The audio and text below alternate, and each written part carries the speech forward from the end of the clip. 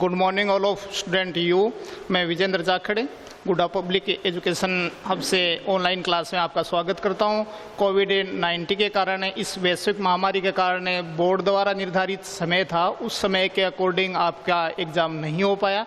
काफ़ी व्यवधान रहा, आप भी काफ़ी परेशान रहे। इन सब बातों को मद्देनज़र रखते हुए बोर्ड ने एक बार फिर बोर्ड का नया टाइम टेबल जारी किया। उसमें 29 जून को सामाजिक विज्ञान का पेपर होना है। इस पेपर के लिए मैं आपको बता रहा हूँ बेटा, अब से भी अगर आप पढ़ते हो तो बहुत कुछ पढ़ लेंगे, बहुत अच्छा आपके मार्क्स आएंगे। इसको पढ़ना कैसे है, जो समय है उस समय को इस प्रकार से व्यवस्थित करना है कि आप अपने पूरे पाठ्यक्रम को 2 बार दोहरा सको। और कैसे कैसे उसको पढ़ना है उसके इजी टिप्स मैं आपको बता रहा हूँ।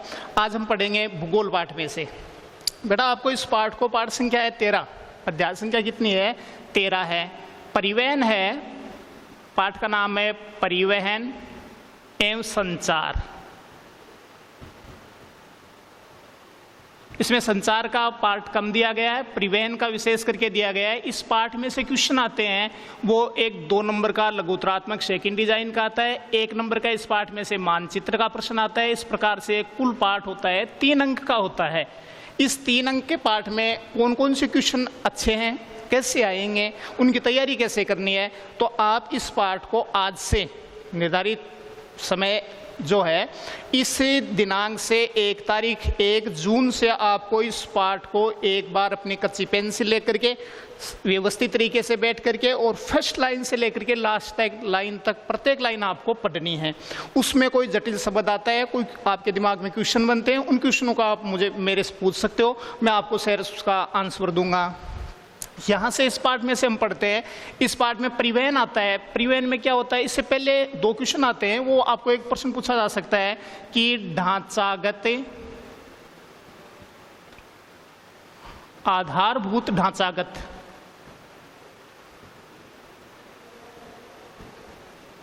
क्या है। तो किसी भी देश की अर्थव्यवस्था में आधारभूत ढांचागत व्यवस्था होती है, उसमें सम्मिलित किया जाता है। उसमें सम्मिलित होने वाली क्रियाएं होती हैं, परिवहन होता है, विद्युत उत्पादन होता है और उद्योग होते हैं। उद्योगों के अलावा सिंचाई के जो संरचनाएं होती हैं, जैसे नहर प्रणाली है, आदि चीज़ें हैं, ये इन चीज़ों को आधारभूत ढांचागत श्रेणी में सम्मिलित किया जाता है। तो ऐसा क्वेश्चन आ सकता है, वो क्वेश्चन बनेगा आधारभूत ढांचागत अवधारणा में किसको सम्मिलित किया जाता है। 2 अंक के क्वेश्चन आते हैं। दूसरा पूछा जा सकता है आपको, सामाजिक आधारभूत ढांचागत। सामाजिक आधारभूत ढांचागत है, उसमें सम्मिलित किया जाता है मानवीय क्रियाओं को, जैसे मानव की संस्कृति है, मानव की शिक्षा है, लिंगानुपात है, साक्षरता है, मानव का स्वास्थ्य क्या है, मतलब मानवीय संस्कृति और मानव क्रियाकलाप होते हैं, उनको इसमें सम्मिलित किया जाता है। यहाँ से क्वेश्चन आने की कम संभावना होती है। आगे स्टार्ट होता है अपना क्वेश्चन, वो होता है परिवहन से। परिवहन किसे कहते हैं, परिवहन के माध्यमों के नाम लिखो। तो परिवहन क्या होता है कि मानव, वस्तु तथा सेवाओं को एक स्थान से लेकर के दूसरे स्थान तक लाने व ले जाने का कार्य जिन माध्यमों द्वारा किया जाता है, उन माध्यमों को परिवहन के माध्यम कहते हैं। इस समझ में परिवहन क्या है, मानव, वस्तुओं तथा सेवाओं को एक स्थान से दूसरे स्थान तक लाने और ले जाने का कार्य जिन माध्यमों द्वारा किया जाता है, उन माध्यमों को क्या बोलते हैं, परिवहन के माध्यम बोलते हैं। परिवहन को मुख्यतः 3 भागों में बांटा जाता है। एक होता है स्थल परिवहन,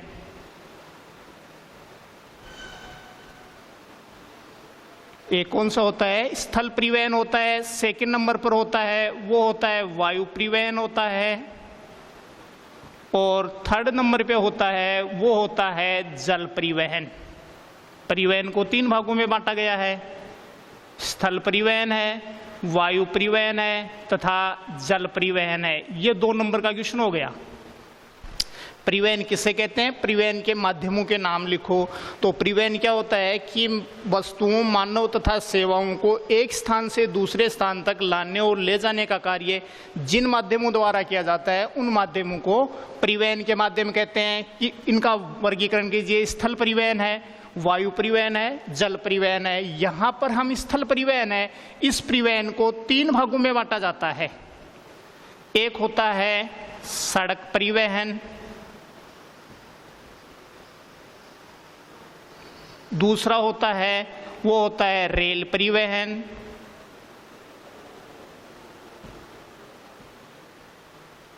और तीसरा होता है पाइपलाइन परिवहन।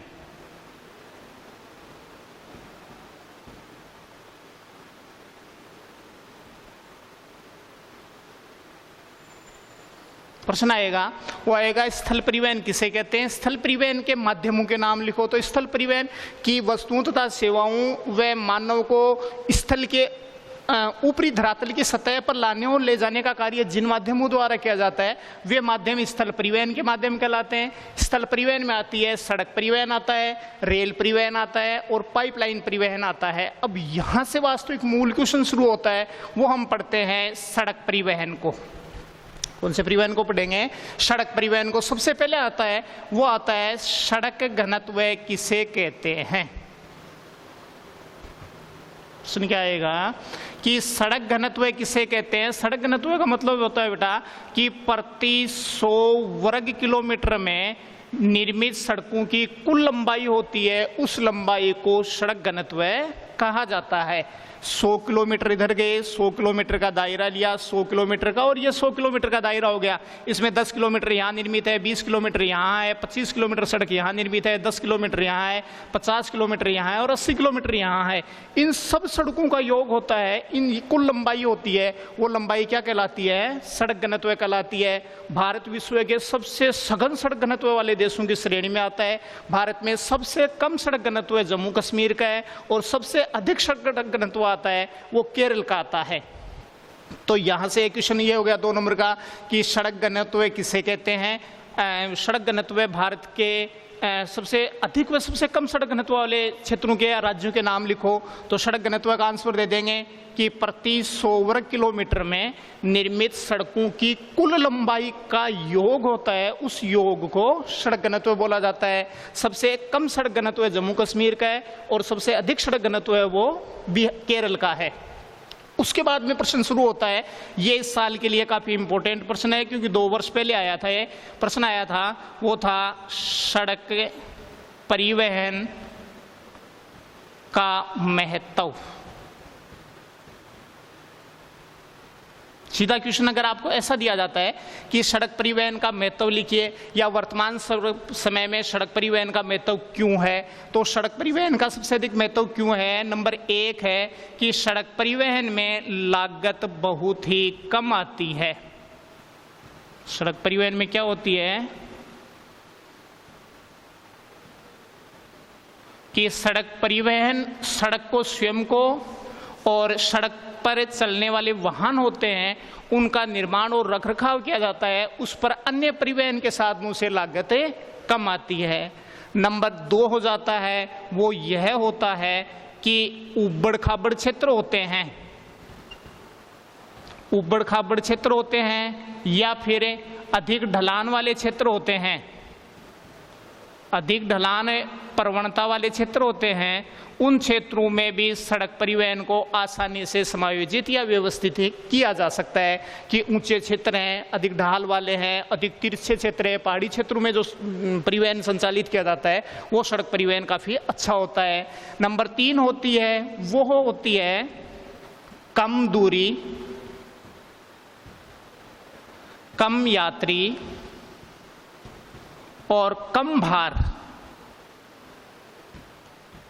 की स्थिति में सड़क परिवहन काफ़ी लाभदायक होता है। जैसे हमें 1 किलोमीटर की यात्रा करनी है, 5 किलोमीटर की यात्रा करनी है, या फिर हमारे पास में 2 ही यात्री हैं, 1 ही यात्री है उस कंडीशन है, या फिर हमारे पास में 20 kg वेट है या 50 kg वेट है या 100 किलो वेट ही है हमारे पास में, उसको एक से दूसरे स्थान पर ले जाना होता है, उस समय सड़क परिवहन काफ़ी लाभदायक होता है। नंबर 4 होता है वो होता है सड़क परिवहन में सामान को लादने व उतारने में सुविधाजनक होता है कि सामान को लोड और अनलोड करने में, सामान को लादने में और सामान को अनलोड करने में काफ़ी सुविधाजनक होता है यात्रियों को, या फिर सामान को लाने और ले जाने को सुविधा नहीं होती है। पांचवा होता है, वह होता है घर से घर की यात्रा। एक घर से हमें दूसरे घर जाना है, या स्कूल से हमें घर जाना है, या घर से हमें स्कूल आना है, उस स्थिति के अंदर सड़क परिवहन सबसे बेस्ट, सबसे अच्छा संसाधन होता है परिवहन का, कि होम टू होम की जो ट्रेवलिंग होती है, यात्रा होती है, उस स्थिति में सड़क परिवहन सबसे अधिक लाभदायक होता है। और नंबर 6 लिख देंगे आप, वो ये लिख देंगे कि अन्य परिवहन के, क्या लिख देंगे कि अन्य परिवहन के सभी संसाधनों को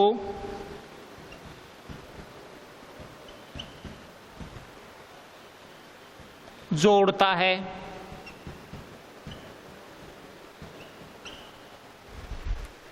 कि जैसे हमारे एयरपोर्ट है, हमें एयरपोर्ट जाना है, एयरपोर्ट हम ट्रेन से नहीं जा सकते, एयरपोर्ट को जोड़ने के लिए सड़क की आवश्यकता होती है। एयरपोर्ट से हमें रेलवे स्टेशन जाना है, रेलवे स्टेशन को सड़क जोड़ेगा। हमें रेलवे स्टेशन से बंदरगाह पर जाना है, हमें जल पतन पे जाना है, तो समुद्री पतन पर भी जाएंगे तो वहां पर सड़क परिवहन जोड़ेगा। इसलिए परिवहन के सभी माध्यमों को सड़क परिवहन जोड़ने में काफ़ी लाभदायक होती है। ये इसका महत्व बता देंगे। अगर सीधा क्वेश्चन आया कि सड़क परिवहन का महत्व बताइए, तो सड़क परिवहन को निर्मित करने में, उसको संचालित करने में कम लागत आती है। सड़क परिवहन को उबड़ खाबड़ और अधिक ढलान प्रवणता और पर्वतीय चोटियों के ऊपर समायोजित करने में काफ़ी सुविधाजनक होता है। कम दूरी की यात्रा होती है, कम यात्री होते हैं, कम भार होता है, उस स्थिति में काफ़ी लाभदायक होता है। इनके अलावा सामान को चढ़ाने, यात्रियों को चढ़ने उतरने में, या सामान को चढ़ाने और उतारने में, लोड और अनलोड करने में भी कम समय लगता है। और घर से घर की यात्रा, होम टू होम यात्रा होती है, वो यात्रा भी सड़क परिवहन से लाभदायक होती है। इनके अलावा सबसे महत्वपूर्ण जो चीज़ है वो यह है कि परिवहन के सभी संसाधनों को आपस में जोड़ने का कार्य, जैसे हवाई पतन है, एयरपोर्ट है, रेलवे स्टेशन है, इनके अलावा पानी वाले पतन है, बंदरगाह जिसको हम बोलते हैं, समुद्री पतन बोल देते हैं, इन सभी चीज़ों को आपस में जोड़ने में सड़क परिवहन लाभदायक होता है। अब इसके अतिरिक्त जो दूसरा प्रश्न इससे आएगा वो परिवर्तन आएगा कि सड़क परिवहन रेल परिवहन की तुलना में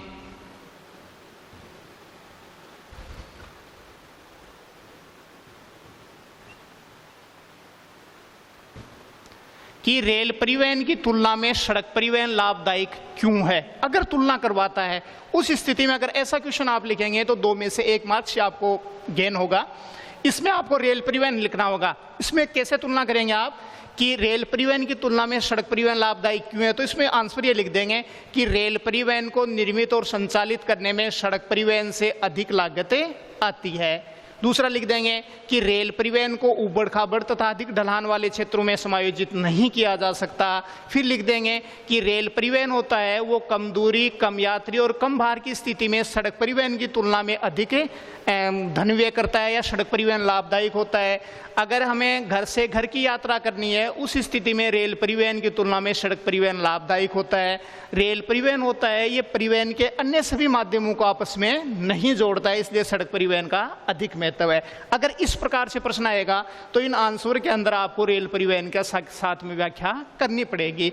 अब हम आगे बढ़ते हैं, मूल रूप में आते हैं भारतीय सड़कों के प्रकार।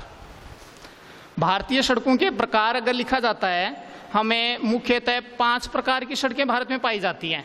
प्रकार में पहली सड़क परियोजना है वो है स्वर्णिमी चतुर्भुज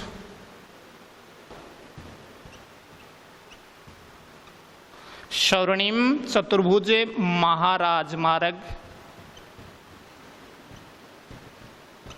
परियोजना।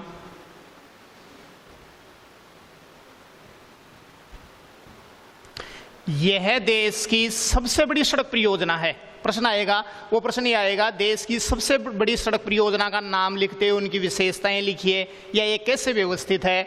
तो देश की सबसे बड़ी महाराजमार्ग परियोजना कौन सी है? स्वर्णिमी चतुर्भुज महाराजमार्ग परियोजना। इसको स्वर्णिमी नाम कैसे दिया गया? देखो मैं आपको बताता हूँ। इसको स्वर्णिमी चतुर्भुज महाराजमार्ग इसलिए दिया गया है, इसको केंद्रीय सड़क प्राधिकरण है उसके द्वारा इसको नियंत्रित किया जाता है, इसके निर्माण और रखरखाव का कार्य किया जाता है, वो केंद्रीय सड़क परिवहन प्राधिकरण नाम से दिया गया है, उनके द्वारा इनको कंट्रोल किया जाता है। अब ये सड़क है, ये देश के 4 बड़े महानगरों को आपस में जोड़ती है। ये क्या करती है, ये सड़क परियोजना क्या है, देश के 4 बड़े महानगर हैं, देश की राजधानी दिल्ली है, ये दिल्ली से चलती हुई जाती है, ये मुंबई चली जाती है, मुंबई से ये शुरू होकर के और पूरे भारत को चीरती हुई ये चेन्नई चली जाती है, चेन्नई से तट के सहारे ये कोलकाता आती है और कोलकाता से पुनः दिल्ली को जोड़ती है। ये चतुर्भुज आकृति बनाती है, इसलिए इसको क्या नाम दिया गया, स्वर्णिम चतुर्भुज महाराजमार्ग परियोजना नाम दिया गया।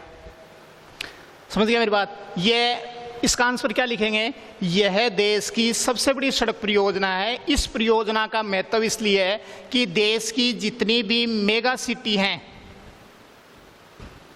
उन मेगा सिटियों के बीच में लगने वाला समय है और उसके बीच में जो दूरी है उस दूरी को कम करती है। यह 6 लेन में संचालित है कि 3 गाड़ियां जा सकती हैं, एक तरफ से 3 गाड़ियां आ सकती हैं। इस पूरी सड़क के अंदर बीच से डिवाइडर बना हुआ है ताकि उसमें पौधे लगे हुए हैं। उन पौधों के कारण क्या होता है कि आमने सामने से आने वाली गाड़ियां होती हैं, उनकी लाइटें रिफ्लेक्ट नहीं होती और दुर्घटना नहीं होती है। और ऐसी व्यवस्थाएं दी गई हैं, इसमें जो स्लोप मोड़ दिए गए हैं, उन मोड़ों में अगर उसको घुमा करके और ऊंचाई के ऊपर उसको घुमाया गया है कि ड्राइवर के द्वारा अगर थोड़ी सी भी असावधानी होती है तो दुर्घटना इसमें नहीं घटित होती है। ये देश की सबसे बड़ी सड़क परियोजना है।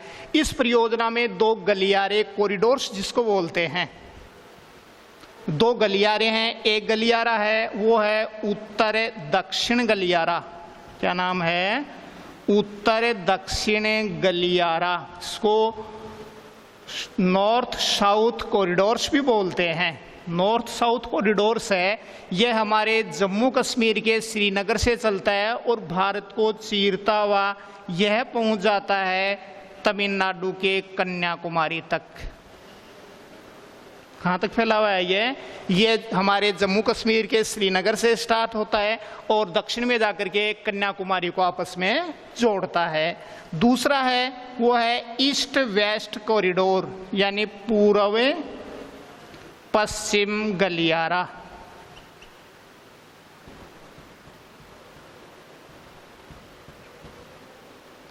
ये भी स्वर्णिम चतुर्भुज महाराजमार्ग परियोजना के ही अंग है। ये पूर्व में स्टार्ट होता है असम के सिलचर से। कहाँ से शुरू होता है, असम के सिलचर से शुरू होता है और ये पूरे भारत को चीरता हुआ चला जाता है, गुजरात के पोरबंदर को जोड़ता है। मतलब इसका आंसर आप देंगे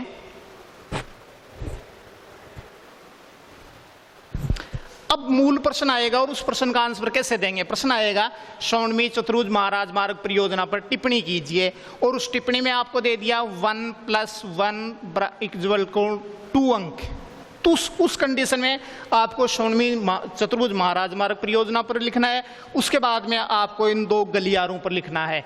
या फिर आपको प्रश्न दे दिया गया स्वर्णिम चतुर्भुज महाराजमार्ग परियोजना के गलियारों का वर्णन कीजिए या इसमें कौन कौन से गलियारे संचालित हैं, तो उसमें आप लिख देंगे उत्तर दक्षिण गलियारा है जो उत्तर में जम्मू कश्मीर से लेकर के दक्षिण में कन्याकुमारी को जोड़ता है। एक गलियारा है जो ईस्ट वेस्ट है, वो पूर्व से शुरू होता है, असम के सिलचर से शुरू होता है और पश्चिम में जाकर के पोरबंदर को जोड़ता है।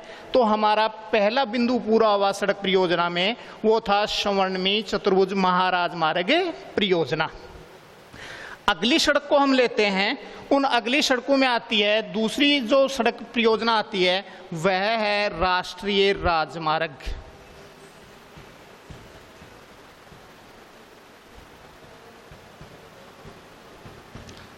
राष्ट्रीय राजमार्ग हैं, इनको नेशनल हाईवे बोला जाता है। राष्ट्रीय राजमार्ग हैं, इनके रखाव के लिए और इनको रखरखाव और संचालित करने के लिए CPWD है, केंद्रीय लोक निर्माण विभाग द्वारा इनके निर्माण और रखरखाव तथा संचालन का कार्य किया जाता है। भारत का राष्ट्रीय राजमार्ग संख्या 1 है, वो है दिल्ली से शुरू होता है और पंजाब के अमृतसर तक फैला हुआ है, उसको शेर शाह है सूरी सड़क मार्ग बोलते हैं या उसको जीटी रोड बोल देते हैं। ये प्रश्न मानचित्र में भी आ सकता है, तो मानचित्र में दिल्ली से लेकर के अमृतसर के बीच में इसको जोड़ देंगे। प्रश्न आएगा राष्ट्रीय राजमार्ग पर टिप्पणी कीजिए। तो राष्ट्रीय राजमार्ग वे सड़कें होती हैं जो देश की राजधानी को हमारे देश के विभिन्न राज्यों की राजधानियों तथा विभिन्न राज्यों की राजधानियों के साथ में बड़े औद्योगिक नगर होते हैं, उनको जोड़ने वाली सड़कें होती हैं। वे सड़कें राष्ट्रीय राजमार्ग कहलाती हैं, नेशनल हाईवे कहलाते हैं। नेशनल हाईवे नंबर 1 है वो शेरशाह सूरी सड़क मार्ग या जीटी रोड के नाम से जाना जाता है, जो हमारे देश की राजधानी दिल्ली से लेकर के अमृतसर तक फैला हुआ है। इनके अलावा भारत का सबसे लंबा राष्ट्रीय राजमार्ग संख्या 7 है, NH 7 है। उसकी लंबाई सबसे अधिक है, जो उत्तर प्रदेश के वाराणसी से शुरू होता है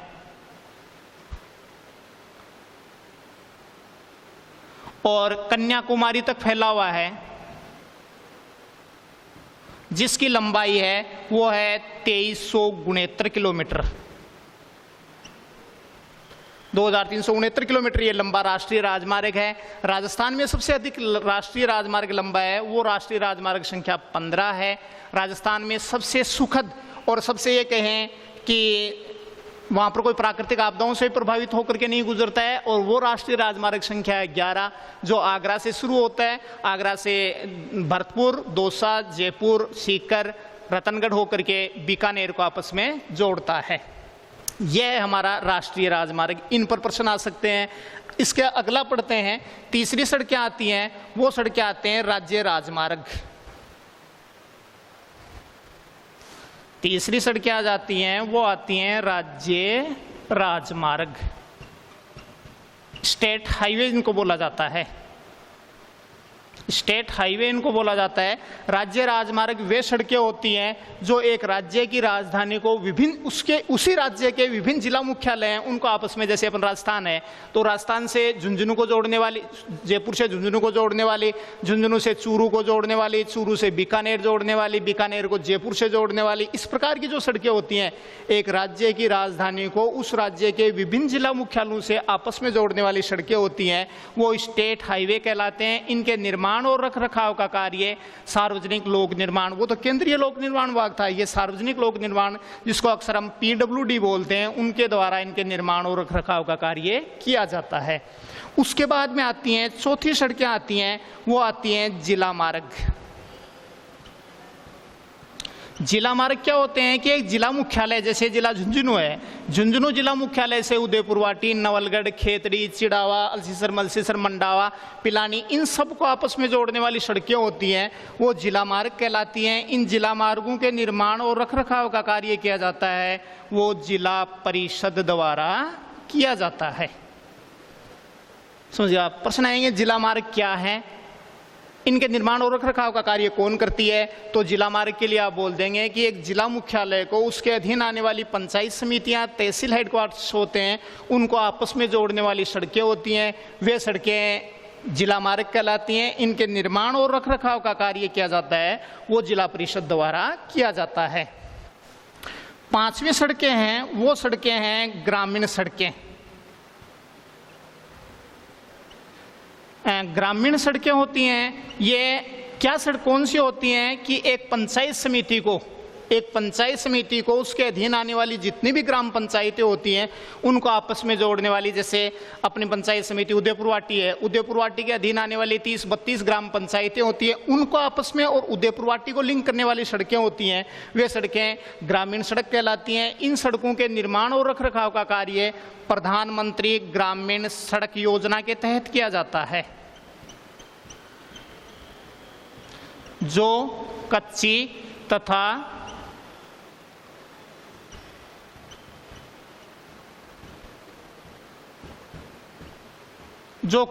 ग्रेवल रूप में होती हैं या डामरीकरण की भी होती हैं, कुछ सड़कें सीसी सड़कें भी बनी हुई होती हैं। देखा होगा आपने अपने गांव में जितनी भी सड़कें होती हैं उन पर बोर्ड बना हुआ होता है, उस बोर्ड पे नाम लिखा होता है कि प्रधानमंत्री ग्रामीण सड़क परियोजना के तहत निर्मित सड़क होती है। उसके बाद में आती हैं अंतिम जो हमारी सड़कें आ जाती हैं, वो सड़कें हैं सीमांत सड़क।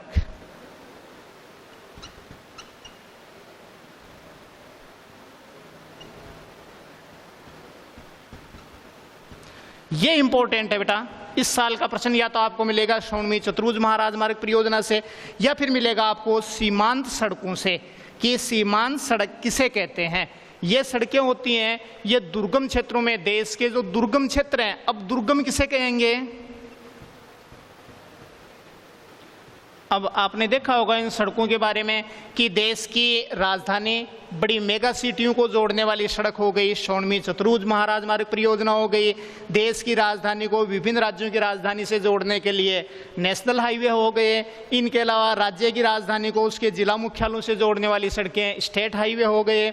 उसके बाद में जिला सड़कें होती हैं कि एक जिले को और उसकी पंचायत समितियों को जोड़ने वाली सड़कें जिला सड़कें हो जाती हैं। इनके बाद में एक दूसरी ग्राम पंचायत को जोड़ने वाली सड़कें होती हैं वो ग्रामीण सड़क हो जाते हैं। अब क्षेत्र बच गए दुर्गम कि जो प्राकृतिक दृष्टि से काफ़ी विहंगम क्षेत्र होते हैं, जहाँ दर्रे होते हैं, झरने होते हैं, वन होते हैं, नदियाँ होती हैं और काफ़ी उबड़ खाबड़े क्षेत्र होते हैं या घने मरुस्थलीय क्षेत्र होते हैं। उन क्षेत्रों में सड़कों का निर्माण कौन करे और कैसे किया जाए, वे सड़कें सीमांत सड़कें कहलाती हैं। हमारे देश में पूर्वोत्तर जो राज्य हैं, सिक्किम से लेकर के जम्मू कश्मीर तक के क्षेत्र हैं, जम्मू कश्मीर से लेकर के बॉर्डर के जो पाकिस्तान की एलओसी से छूने वाली हमारी क्षेत्र हैं, उन क्षेत्रों में भारत सरकार ने क्या किया कि राष्ट्रीय सीमा सड़क सुरक्षा संगठन की स्थापना की 1960 में। भारत प्रश्न आ जाएगा कि सीमांत सड़कों के निर्माण तथा रखरखाव के लिए भारत सरकार ने क्या किया। तो 1960 ईस्वी में भारत सरकार ने राष्ट्रीय सीमा सड़क सुरक्षा संगठन नाम से एक संगठन की स्थापना की जो देश के दुर्गम क्षेत्रों में सड़कों का निर्माण करते हैं। ये सड़कें सीमांत सड़क कहलाती हैं। कौन सी सड़कें हो गई? सीमांत सड़कें हो गई। इसका बेसिकली तो आपने समझ लिया होगा। प्रश्न आएगा वो ये आएगा सीमांत सड़कों का महत्व बताइए। तो ये दुर्गम क्षेत्रों के जो लोग थे, इसका पहला महत्व तो यह हो जाएगा कि दो दुर्गम क्षेत्रों के लोग थे कि दुर्गम क्षेत्रों का संपर्क बढ़ा है।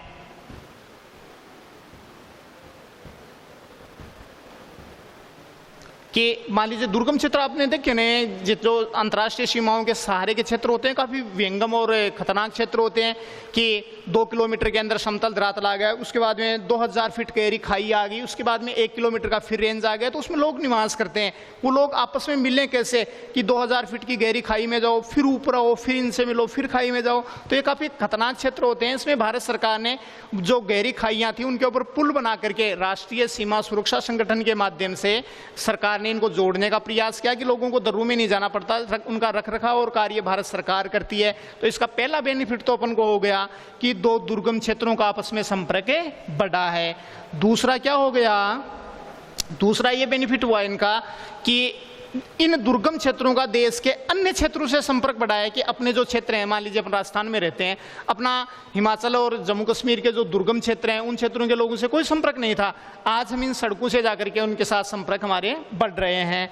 नंबर 3 हो जाएगा आपदाओं के दौरान कि जब प्राकृतिक आपदाएं जैसे भूस्खलन था, भूकंप था, बाढ़ थी, ये खतरनाक जब ये प्राकृतिक आपदाएं घटित हो जाती हैं तो उन लोगों की राहत कार्यों में काफ़ी देरी होती थी और राहत कार्य भी नहीं पहुँच पाते थे। इन सीमांत सड़कों के माध्यम से कोई भी प्राकृतिक आपदा अगर घटित होती है तो उन क्षेत्र के लोगों को तत्काल प्रभाव से राहत सामग्री पहुंचा दी जाती है। चौथा हो जाएगा कि हमारे अंतर्राष्ट्रीय सीमाओं की सुरक्षा बढ़ी है। अंतर्राष्ट्रीय सीमाओं में जैसे घुसपैठिए आते थे, आतंकवादी आते थे, बहुत सारे लोग तस्कर आते थे, ये लोग हमारी अंतर्राष्ट्रीय सीमाओं में इन दुर्गम क्षेत्रों से फंस करके उन दरों से निकल करके हमारे आमजन क्षेत्र में आकर के हमें परेशान करते थे। यहाँ हमारी सेना सड़कों के माध्यम से पहुँच करके और उन विभिन्न प्रकार की जो असामाजिक एंटी सोशल जो क्रियाएँ थी उनके ऊपर काफ़ी नियंत्रित हुआ है। आतंकवाद और घुसपैठ पर काफ़ी रोक हुआ है, उनको काफ़ी पीछे धकेल दिया गया है। इनके अलावा जब अंतर्राष्ट्रीय युद्ध की स्थिति उत्पन्न होती है उस समय इन सड़कों का उपयोग सिर्फ भारतीय सेना करती है, आम जन के लिए इनका बंद कर दिया जाता है। अगर संकटकाल नहीं है, सामान्य स्थिति है, उस समय इन सड़कों का उपयोग आम जन कर सकता है। तो इनसे संबंधित 2 नंबर का एक क्वेश्चन आएगा। स्वर्णिम चतुर्भुज महाराजमार्ग परियोजना को क्लियर कर देंगे, इसके दोनों कॉरिडोर्स भी क्लियर करने पड़ेंगे। इनके अलावा राष्ट्रीय राजमार्ग हैं, राज्य राजमार्ग हैं, जिला सड़कें हैं। ग्रामीण सड़कें, और इस साल का इंपॉर्टेंट क्वेश्चन मान करके चलें आप, वो चलें सीमांत सड़कों में और स्वर्णिम चतुर्भुज महाराजमार्ग परियोजना में। यहाँ एक क्वेश्चन और बताता हूं मैं आपको, इन सड़कों में से जुड़ा हुआ अगर कोई क्वेश्चन आता है, उस क्वेश्चन की स्थिति में आप क्या करते हैं वो मैं आगे बताता हूं आपको। ध्यानपूर्वक सुने, ये प्रश्न भी काफी इंपॉर्टेंट है बोर्ड की दृष्टि से, ये प्रश्न आ सकता है। तो वो प्रश्न है राजस्थान रोड विजन 2025। क्वेश्चन क्या है? राजस्थान रोड विजन 2025 क्या है? राजस्थान रोड विजन 2025 क्या है? हमारी राज्य सरकार ने, किसने? हमारी राज्य सरकार ने एक फैसला किया कि हम पहले 10 वर्षों में, ये परियोजना थी, ये 2000 से स्टार्ट हुई थी। 2000 से स्टार्ट होकर के इन्होंने ये कहा कि हम अगले 15 वर्षों में क्या करेंगे? राज्य सरकार ये प्रावधान करेगी कि राजस्थान की हर 500 की आबादी वाला गांव होगा, उस गांव को उस सड़क से जोड़ा जाएगा।